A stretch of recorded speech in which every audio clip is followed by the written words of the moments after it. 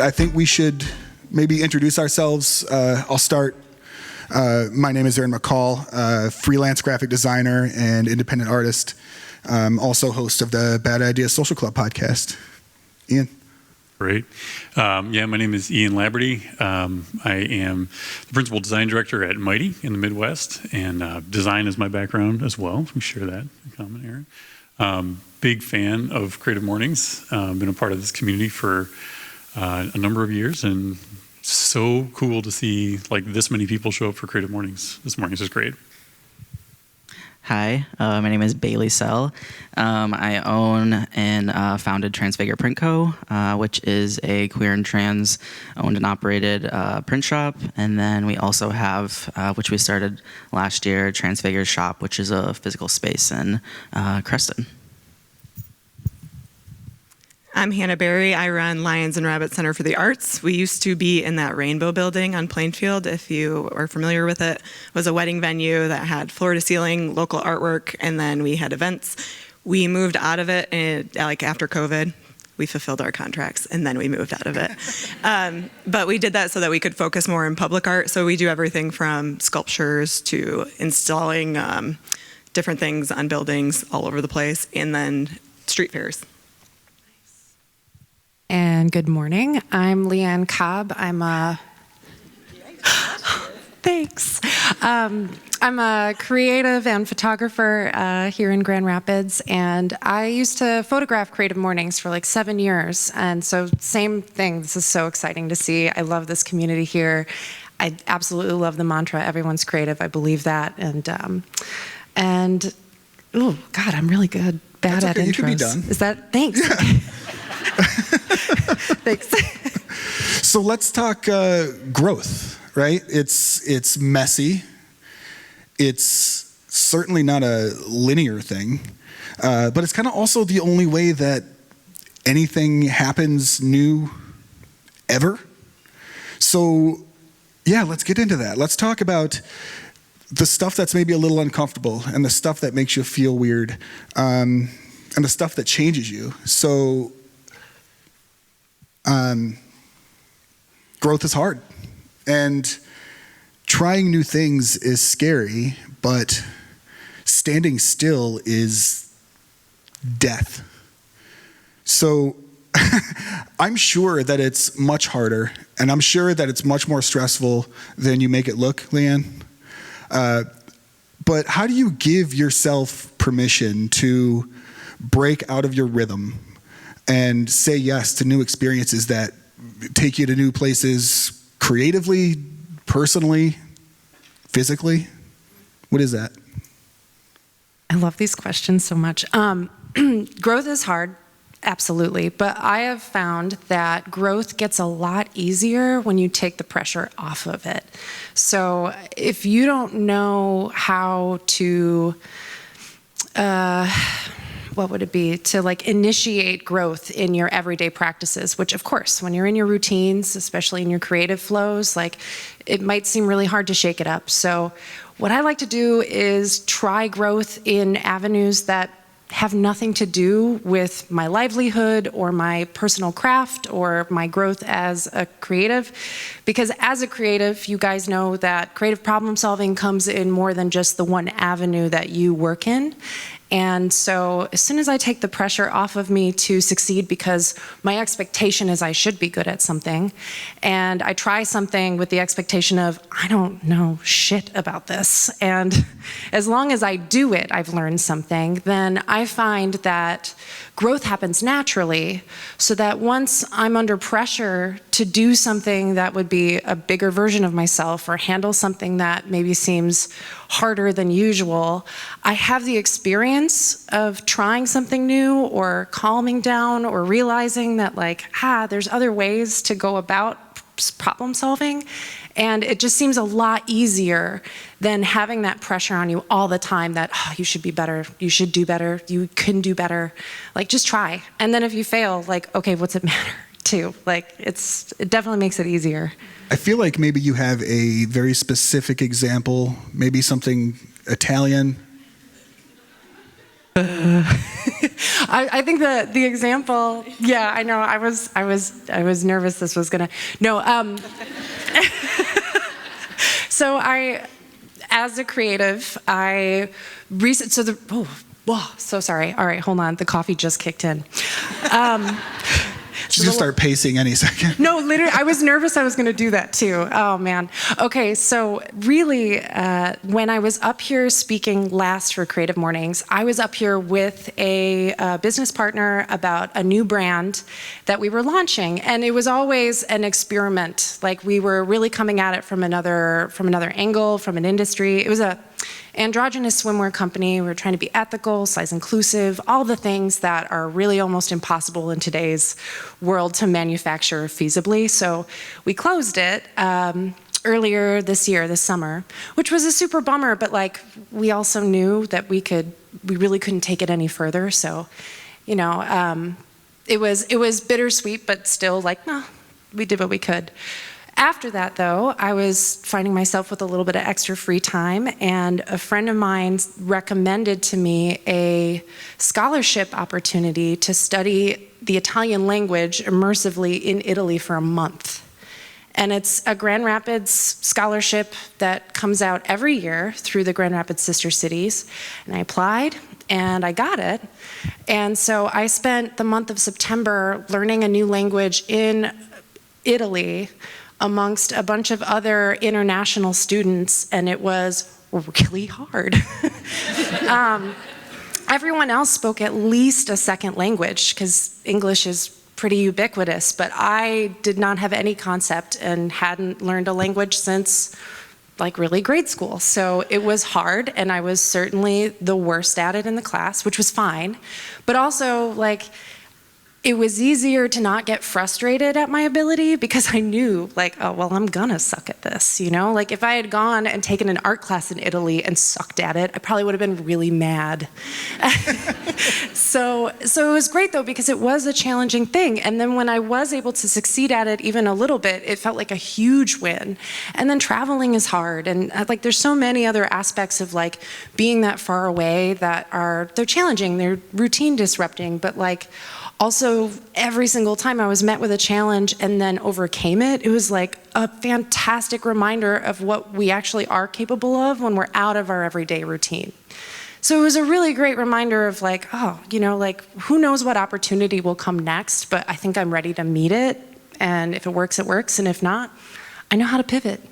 So yeah, thanks for asking. Yeah. Hannah, how are you? Good morning.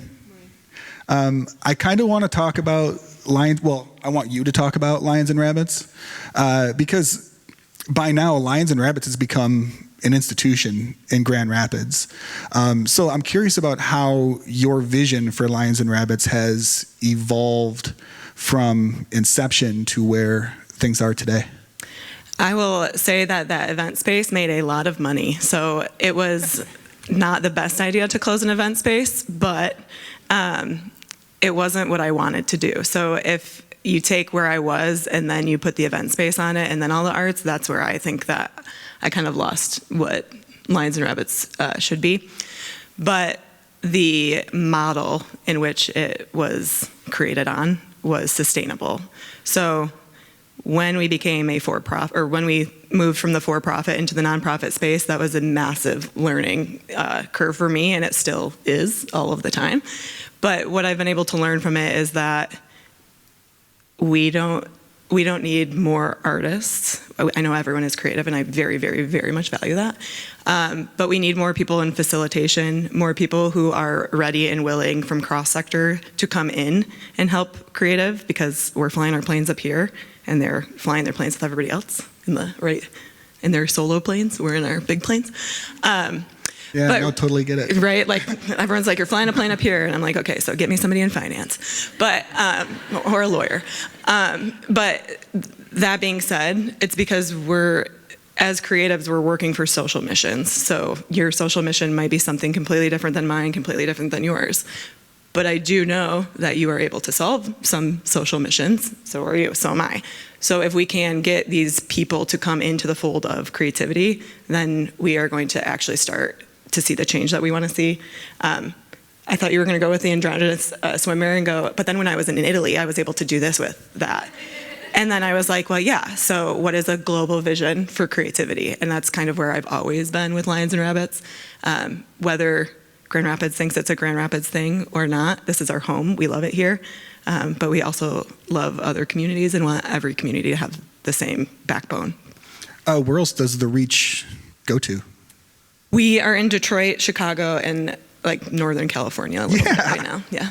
Right. And I will say all of these people are people who lived in Grand Rapids who were not able to do what they wanted to do in Grand Rapids and now are doing it through Lions and Rabbits in their hometown with small business sponsors, large corporate sponsors, grants, all of that in between. When I say nonprofit is a different world, it is. So if you are thinking about opening one, I would tell you to think strongly about finding one that has the same mission as you do, because they probably have multiple different resources and it's not starting off from scratch.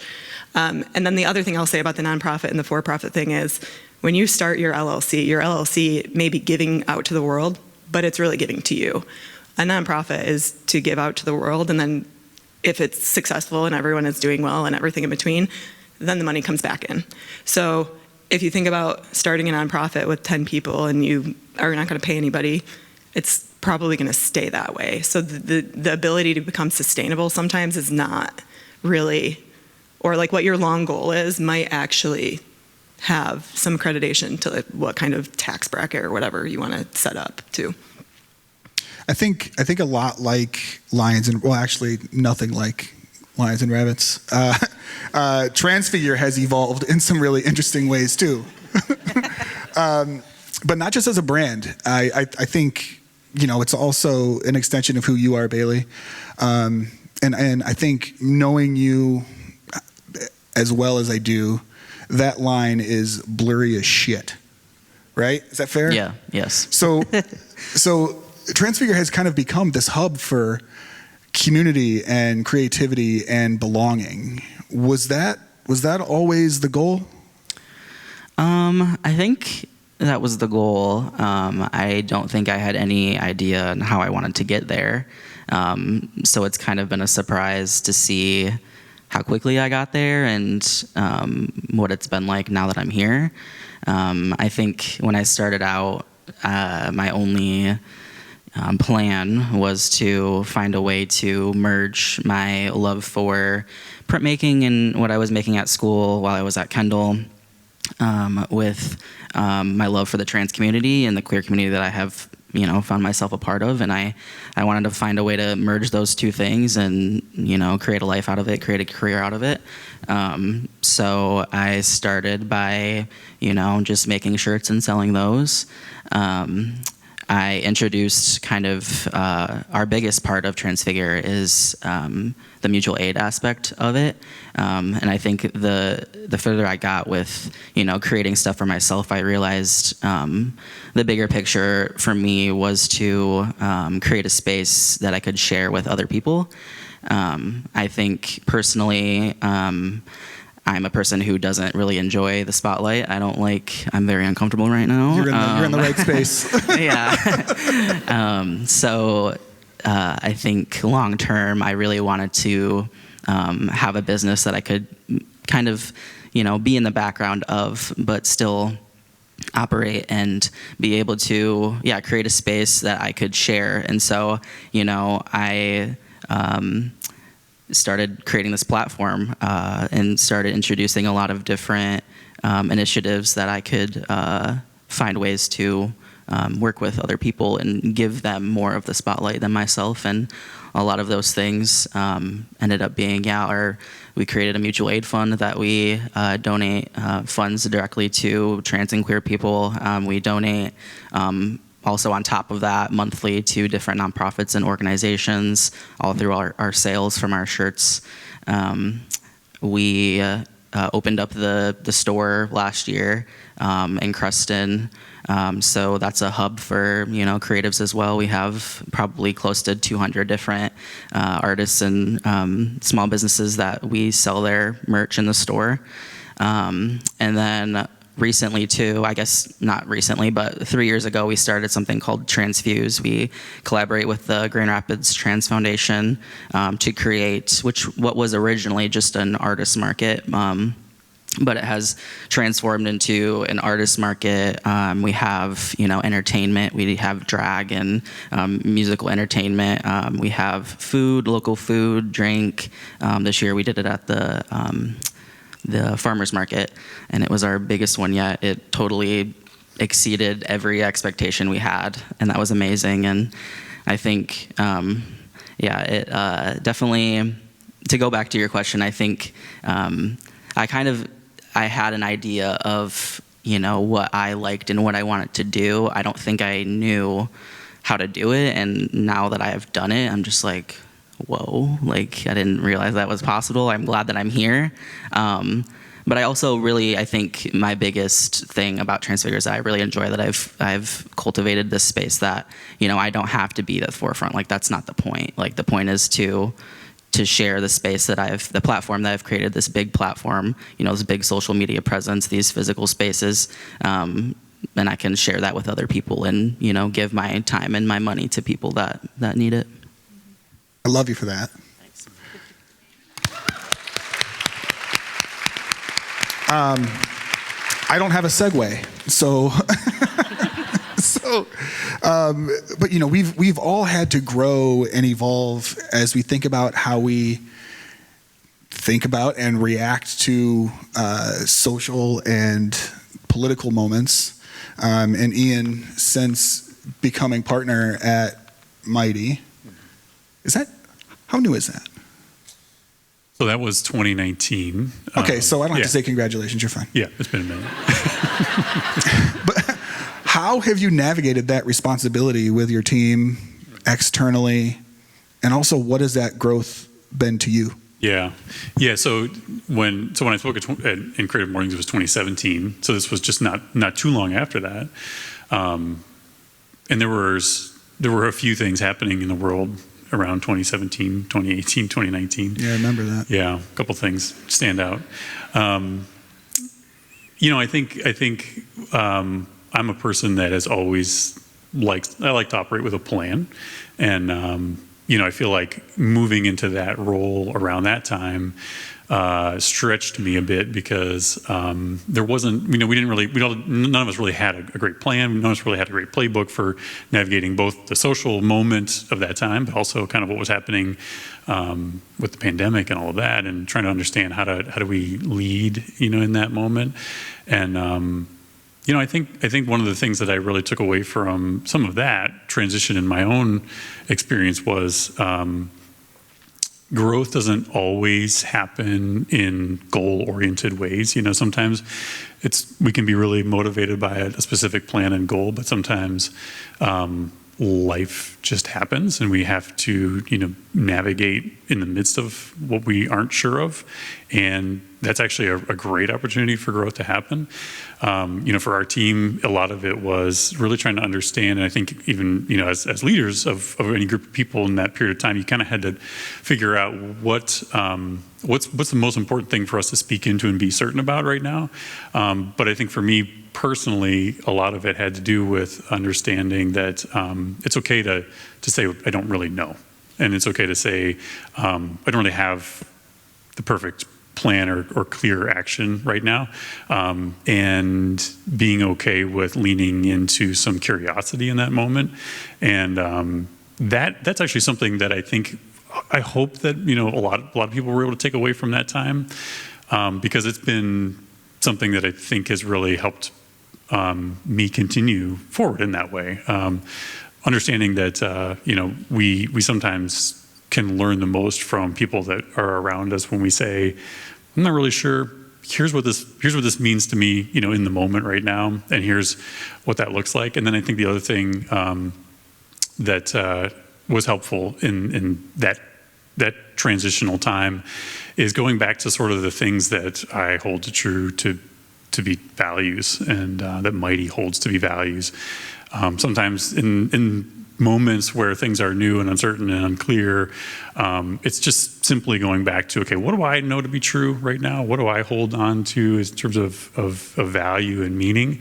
And then how can I just operate from that little bit of clarity and understanding, and allow people around me to kind of embrace that and understand that and grow along with me. So how did you even get to that way of operating? Because that can't be a natural thing that just happens.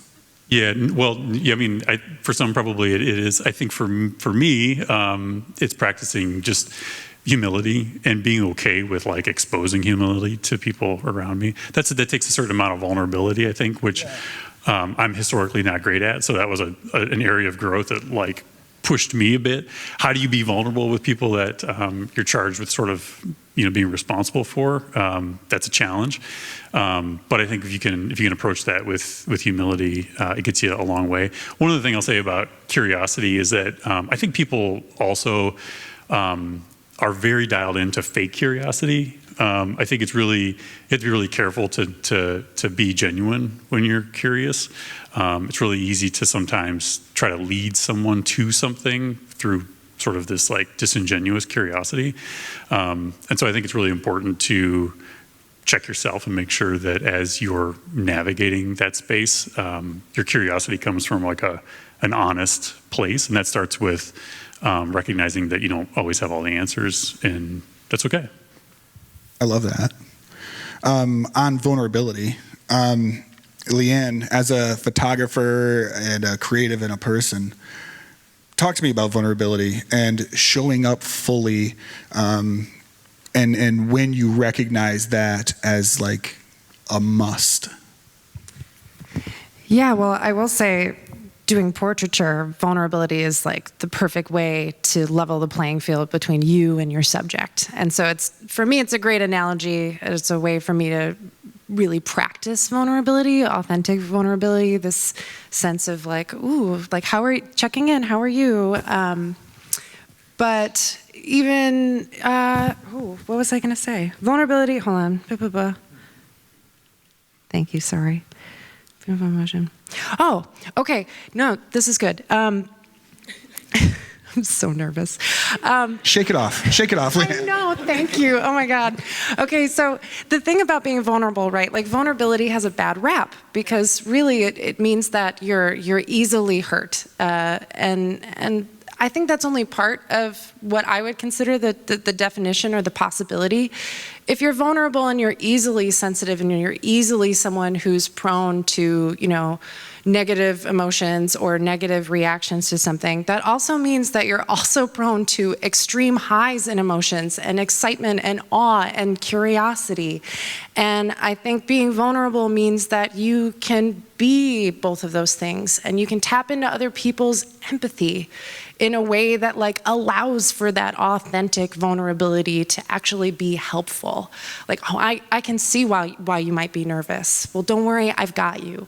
And so, I don't know, I think really just shedding shame away from that word is a really important practice for creatives, because our sensitivity is what makes us so good at picking out what is the creative thing we should do, how we problem solve, how we think critically about the world. And so, yeah, it's not necessarily a bad thing. It's also something we're gonna have to learn over and over and over and over again. So you're not gonna get it right every time. Don't beat yourself up about it. That's why they call it the creative process. And yeah, it's gonna be lifelong, and how exciting is that? Well, and with growth and vulnerability comes pains. So, every single one of us in this room is kind of on our own unique path. And it's really, really easy to get lost. Hannah, how do you recognize when you've drifted? And then how do you kind of pull things back into focus? I have been struggling with this question because I am a drifter. By nature, I am like, well, that aligns with creativity, so let's go. And Leanne and I were talking about this behind the curtain of like, we say yes to opportunity, and we've known each other for quite some time. So if the opportunity presents itself there and we can figure out a way, where there's a will, there's a way, that is what we'll do. But I would say the drift is more on the team, I would say, or like the people behind the work, because we are supporting so many creative people. And yes, not every project is awesome for every artist, but there are certain times where the people who are working street parties are working 24-hour, 2-day work weeks, but then an entire work week on top of it. And does that really work for them? And then they're supposed to go do something completely different the next day. So I would say the mission drift hasn't really happened. I would say it's solidified itself stronger than ever in this last year. But the ability to keep a sustainable running operation in West Michigan that does do a lot with creatives who are advocates, sometimes for things that people don't want other people to advocate for. So really being able to lean in and be vulnerable and say no when it is just not going to work out, and yes when it's going to work. So a lot of the last year has been taking the things that haven't worked and saying, well, did this not work because it financially didn't work, or did it not work because the community didn't like it? If it was because it's financially not working, well, then that's a different decision to talk about. If it's because the community didn't want it, then that is where our focus needs to be, because that's the advocacy work that Lions and Rabbits needs to be working in this next year. So a lot of the work that we do is pushing the needle forward. Discovery work is what we call it. But it's so that creatives can then have their platform, and we didn't used to do that. Bailey, talk to me about the little wins. Yeah, I was thinking a lot about that question last night, and I think one of the great things about doing Transfigure and being able to give so much is seeing how that is received. And I think little wins for that means, working at the store and seeing, kids come in. Sometimes they come in with their parents. Sometimes they wander in on their own. We're right down the road from the high school, so there's a lot of kids that come in, and just to see, how happy it makes them to see the stuff that we have in the store that you can't, really find many other places in Grand Rapids. And to see just like the happiness it brings them. I think that's something that really keeps me going through the days where I'm like, what, this is a lot.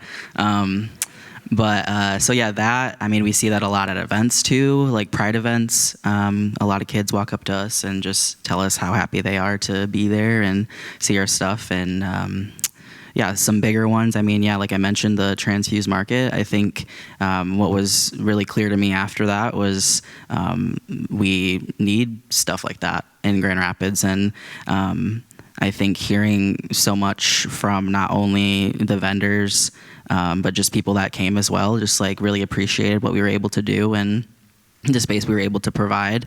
I love all of that. I love all of that feedback, and just like stuff like that, I think really keeps me going. And I appreciate all of the positive, mostly always positive stuff that I get from doing Transfigure. What about everybody else? Little wins. Any thoughts? Little wins? Yeah.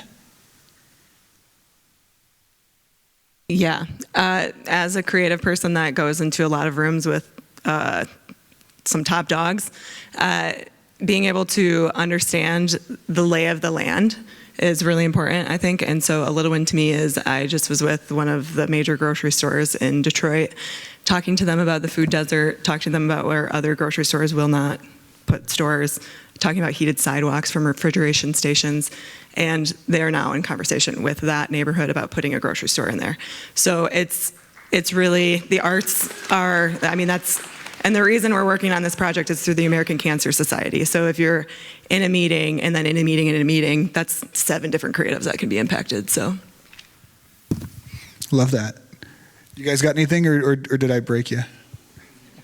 No, sometimes all we have is little wins. You're not always going to get a big win. And I think it's easy for us, because we are very critical about what we do, and we have to be, to kind of forget to pat ourselves on the back. So yeah, embrace the little wins. It's okay.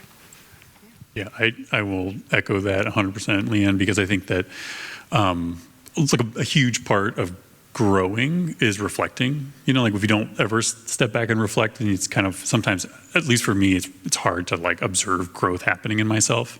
And sometimes, yeah, all you have are little wins, but you know, taken over time and accumulation of those things, you can really start to all of a sudden understand, oh, that's the path, that's trajectory, that's growth. Yeah. I've got one more note on that because it reminded me, which is my favorite analogy, and I think you guys will appreciate it. And it's like when you're working on something, you're looking at the details, right? Like you're this, like if it's a painting, you're this close to the canvas.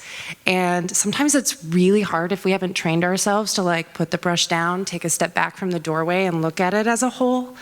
And if you don't know how to do that and you can't remember to do it, bring somebody in the room. Right? Like this is why community in so many ways matters. Friends that you can trust, people that know how hard you were working on those little details, because they're gonna be able to step back, see the whole thing, and maybe they'll give you some insight that you just couldn't see in your current moment.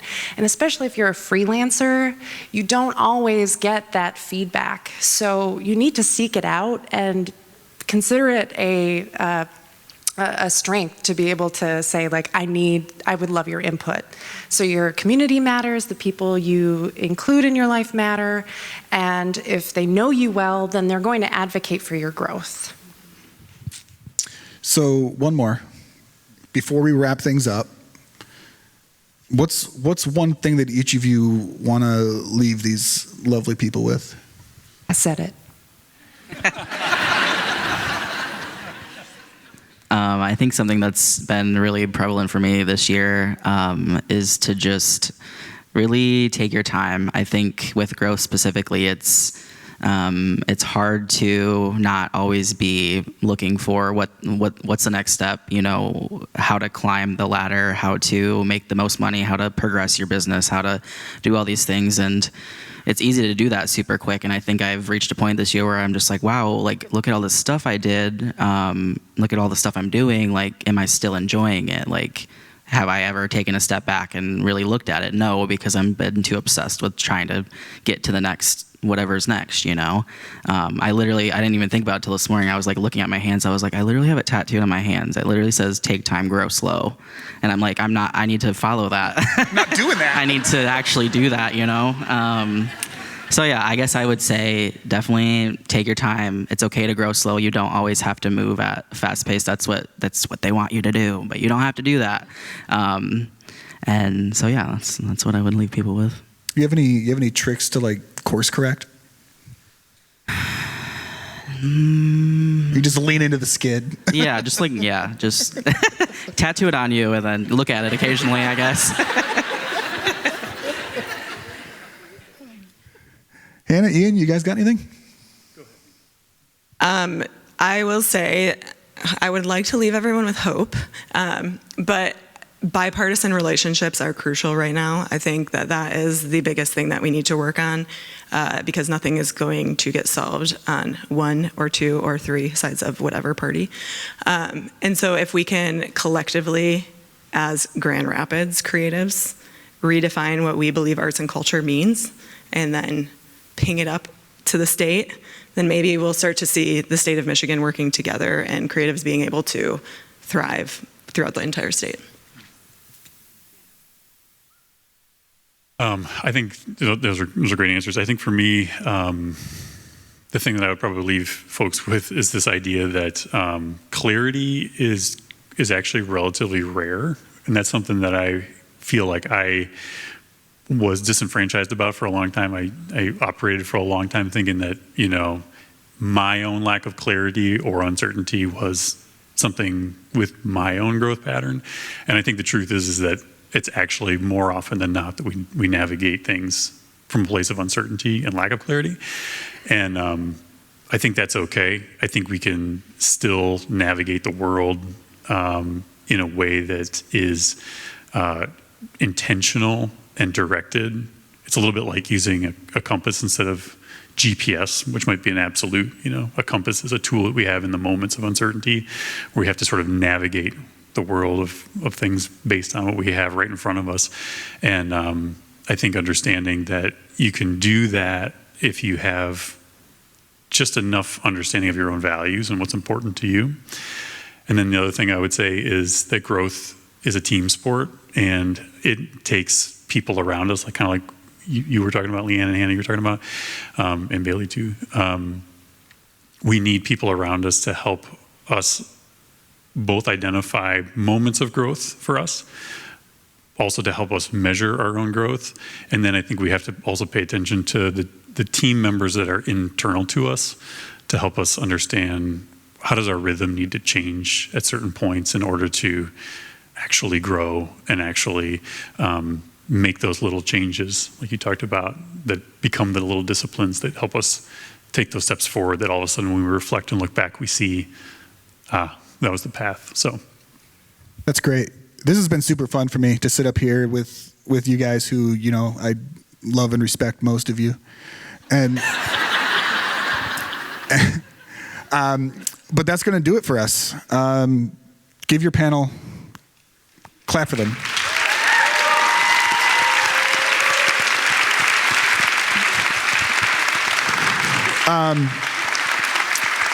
Again, feels irresponsible to not tell you to go to this art market tomorrow. I've been working on it a lot. Please. City Built. Noon to 4. Can I do one more shameless plug? Yeah. Giving Tuesday for Grand Rapids there's a generosity fair. That's what it's called. It's $5. There's jugglers, cotton candy, other things, I don't know.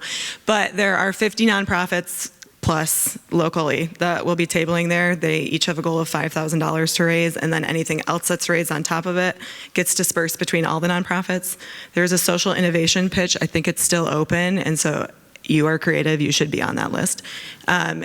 And it's a really great opportunity for you to get involved, not only as a creative person, but to start to see the different things that maybe you align with that you can start to help too. Great. You guys want to be done? We're done. Okay. All right. Good work, panel. Good work.